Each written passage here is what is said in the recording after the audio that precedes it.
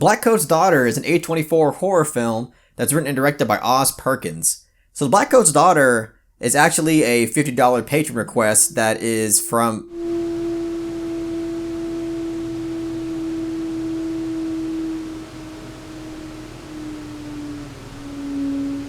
I don't know what the fuck that was. But anyway, as I was saying, this is a $50 patron request from my cousin Christian Munoz. He's been a supporter of my channel for a very long time. He's been supporting me since the Stone Ages. So I thank him so much for that. And I got extremely excited when he told me that he wanted me to watch and review The Blackcoat's Daughter, because this is a film I heard about for at least a few years now. And all I heard about it was that it was a horror film that was distributed by A24. And that alone just really piqued my interest. But I was kind of surprised that, like, no one had told me about this before. And kind of astounded by the fact that this film kind of got swept under the rug as much as it did. Because this film didn't blow up nearly as much as a film like The Witch did. And they came around, I think they came out technically the same year. I think The Blackcoat's Daughter was, like, publicized more in 2017. But according to IMDb, it came out 2015. I don't know about all the details, but this is a film that I know for certain a lot of people don't really talk about as much. And when I was doing more research on this film, I realized that it was written and directed by Perkins, and that really piqued my interest because, I'm sorry, I'm somebody who actually genuinely enjoyed Gretel and Hansel. And trust me, there's things about that film that I really do not like. I think I gave it a 6 out of 10, but it's a film that, in my opinion, the aesthetic direction is flawless. Like, I just think Perkins, at least for that film, just brought some brilliant direction to the table. So I got really excited about this because I'm like, well, if he delivered that much on the aesthetic direction, hopefully here he'll do the same thing.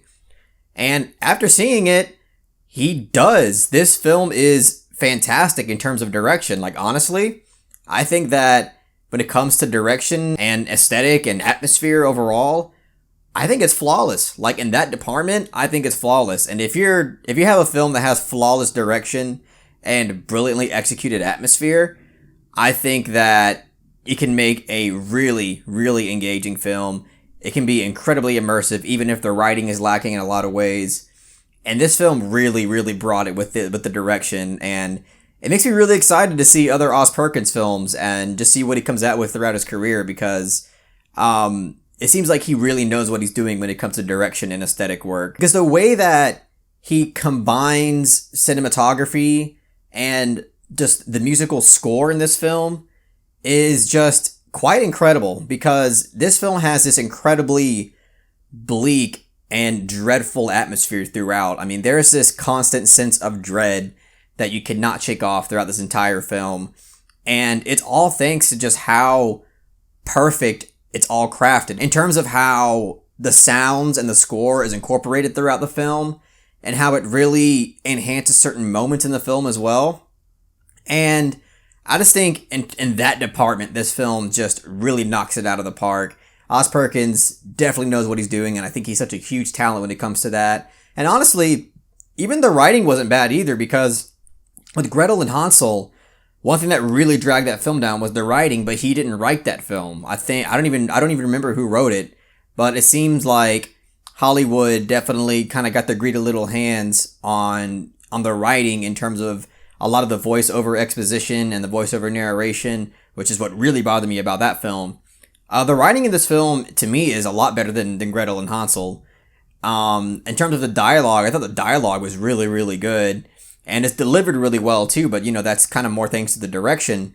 But either way, it's delivered incredibly well, and most of it is written pretty well too. It all comes off really genuine and just, again, incredibly bleak, incredibly dark. And that's one thing that I also loved about this film, is that this feels like a full-on horror film. I mean, sure, there's like an element of thriller and mystery, but there is no doubt that horror is the main genre that this film offers, and I think it's executed incredibly well. I mean, this film was more disturbing and violent than I truly expected going into it. And, there's no holding back with this film either. There are moments in this film that just go all the way with the portrayal of violence, and I thought it was really rad, to be honest. And I also thought the acting in this film was really good as well. I mean, I know that Emma Roberts gets a lot of shit just as an overall actress. A lot of people just think she's not a very good actress. She's kind of mediocre.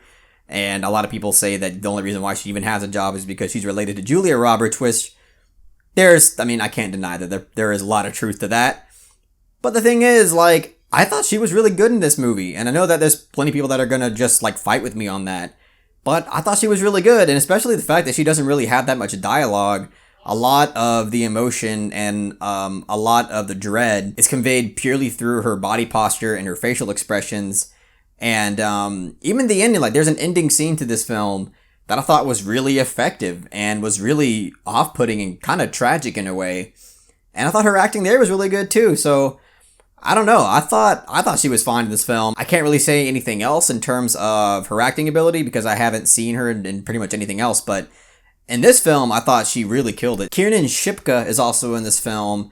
I probably didn't pronounce that right, but Kiernan Shipka was actually really good in this film too. She plays an incredibly dark character in this film. And again, just like pretty much almost every actor or actress in this film, they have to do a lot of emoting with their facial expressions and their body posture.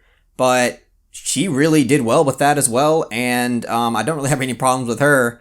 And I just liked her subtle performance. I mean, I know this is going to sound weird, but for some reason, she kind of just reminded me of like a female Ryan Gosling. I'm probably alone on that, but I just couldn't shake that resemblance. But she was really good in this film, and I think all the acting was pretty convincing. But I do think that the writing isn't perfect. I did have some issues with the writing.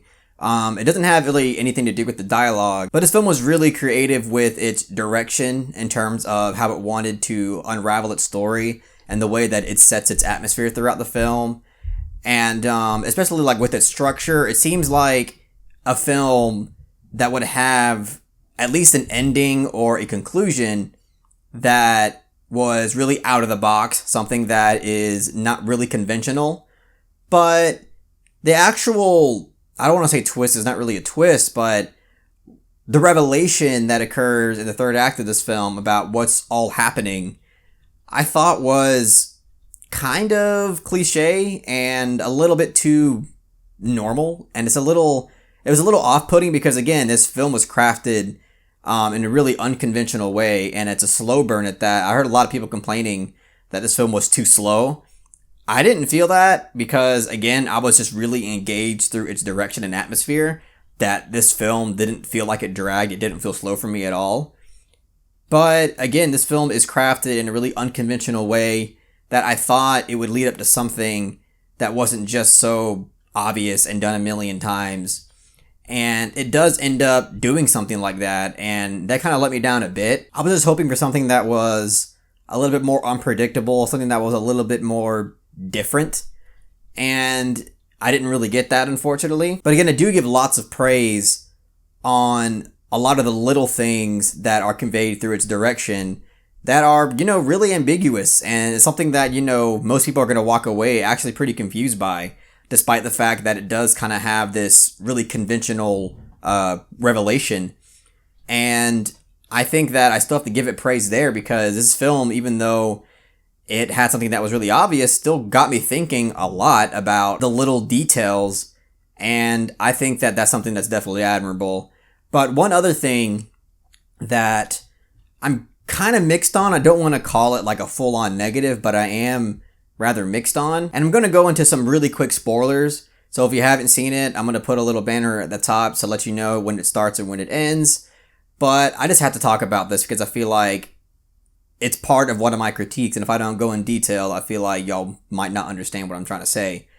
But Emma Roberts' character in this film plays the older version of Kiernan Shipka's character. And I think it's in the span of 9 years. And it was something that I feel like made the film unnecessarily confusing and also not the most believable. But they do look quite alike to the point where I can understand that people were like, well, I buy it because, they look pretty similar.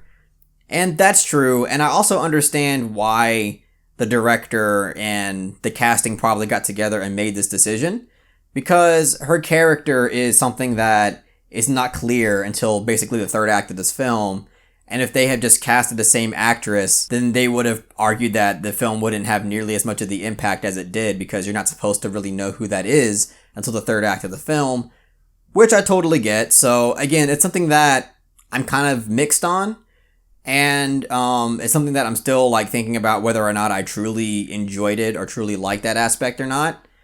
But that's just something that I just had to say and get off my chest. I'm really curious to know what y'all would actually say about that, and what your feelings are on that kind of casting directing choice. Either way, I have to say, I thoroughly enjoyed this film. Again, I think the direction is flawless, and the atmosphere that this film incorporates consistently throughout the film, I thought was incredibly engaging and immersive, and just really bleak and dark, that I really couldn't get enough of it, and my eyes were just glued to the screen this entire film. And I just thought it was incredibly engaging. And again, Oz Perkins, I think, is a talent behind the camera, and I can't wait to see what more he offers. So I'm going to give The Blackcoat's Daughter an 8 out of 10. Dido, Dido, Blackcoat's daughter, what was in the holy water? Definitely going to be trying to look for this film on Blu-ray. I hope there's some sort of special edition of this. Probably not. I'd be surprised if it's even on Blu-ray, but hopefully it is. Because I really, really enjoyed it. By the way, if you haven't seen it, it's on Netflix, so I would definitely try to hop on that before they take it off. But either way, if you enjoyed what I had to say about The Blackcoat's Daughter, please give this video a thumbs up and share it amongst your friends. And don't forget to subscribe to the channel to be updated on more film-related content.